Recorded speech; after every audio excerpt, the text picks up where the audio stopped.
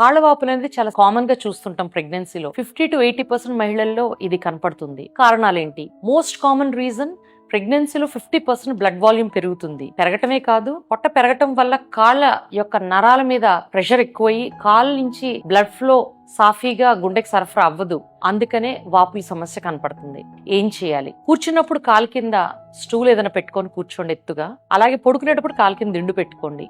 1 to 2 hours ఒకసారి at least 5 to 10 minutes నడుస్తూ ఉండండి. ఒక 3 కండిషన్స్ మాత్రం గుర్తుపెట్టుకోవాల్సినవి. ఫస్ట్, అనీమియా, రక్తహీనత ఉన్న మహిళల్లో కూడా కాళ్ళవాపుల సమస్య రావచ్చు. బ్లడ్ ప్రెషర్ ఎక్కువ ఉన్న మహిళలు 140, 90 లేదా అంతకంటే ఎక్కువ ఉన్న వాళ్ళలో కూడా కాళ్ళవాపులు ఉంటాయి. అలాగే కాలి రక్తనాళాల్లో రక్తం గనక గడ్డగడితే డీప్ వెయిన్ థ్రోంబోసిస్ అంటారు, ఈ వాపులు కనపడచ్చు. కాబట్టి రొటీన్ యాక్టివిటీ చేసిన ఆయాసం అనిపిస్తున్నా, లేదా సడన్ గా మీకు కాళ్ళవాపులతో పాటు మొహం ఉబ్బినట్టు అనిపించినా, తలనొప్పి అనిపించినా, లేదా ఒక సైడ్ కాలికి మాత్రమే కాలువాపు కనపడటం, నొప్పి ఉన్నా, ఈ కండిషన్స్ ఏ ఉన్నా కూడా మీరు హాస్పిటల్కి వెళ్ళటం లేట్ చేయొద్దు.